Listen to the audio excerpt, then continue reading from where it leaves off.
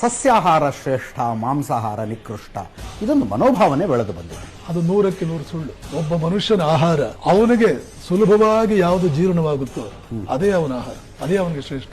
ಯಾವ ಮಾಂಸಾಹಾರ ತಪ್ಪು, ಸಸ್ಯಾಹಾರ. ಹಾಗಾದ್ರೆ ಕುರಿಗಿಂತ ಸಸ್ಯಾಹಾರಿ ಯಾರು? ಕುರಿಗಿಂತ ದೊಡ್ಡ ತಪಸ್ವಿ ಯಾರು? ಹಾಗಾದ್ರೆ ಸಸ್ಯಾಹಾರ ಶ್ರೇಷ್ಠ ಅನ್ನೋದಾದ್ರೆ ಸ್ನಾನ ಮಾಡೋದ್ರಿಂದ ಒಬ್ಬ ಮನುಷ್ಯ ಶ್ರೇಷ್ಠ. ಮೀನು ಮೊಸಳೆಗಿಂತ ದೊಡ್ಡ ಯೋಗಿ ಯಾರು? 24 ಗಂಟೆ ನೀರಲ್ಲಿರುತ್ತೆ. ಹಣ್ಣು ಹಂಪಲು ತಿನ್ನೋದ್ರಿಂದ ಬಹಳ ಶ್ರೇಷ್ಠ.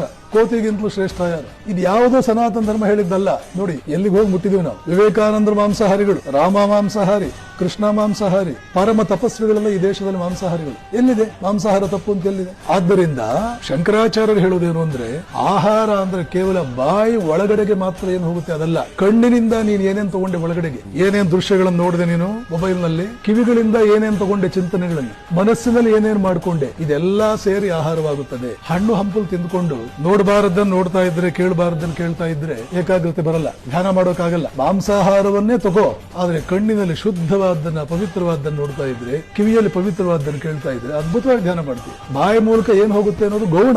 ಇನ್ನೂ ಮುಂದುವರೆದು ಹೇಳ್ತಾರೆ, ಬಾಯಿ ಒಳಗಡೆಗೆ ಏನ್ ಹೋಗ್ತಾ ಇದೆ ಅನ್ನೋದು ಅಂದ್ರೆ ಇಂಪಾರ್ಟೆಂಟ್. ಮಡಿ ಮೈಲಿಗೆ ನಿರ್ಧಾರ ಆಗೋದು ಬಾಯಿಂದ ಹೊರಗಡೆಗೆ ಏನ್ ಬರ್ತಾ ಇದೆ. ಇದೆಲ್ಲ ಇದು ಸನಾತನ ಧರ್ಮ. ನಾವು ಅನ್ಕೊಂಡಿರೋದೇನು ಸನಾತನ ಧರ್ಮದ ಬಗ್ಗೆ 90% ಅದು ಏನಿದೆ ಅದ್ರ ಉಲ್ಟಾ ತಿಳ್ಕೊಂಡಿದ್ದೀವಿ.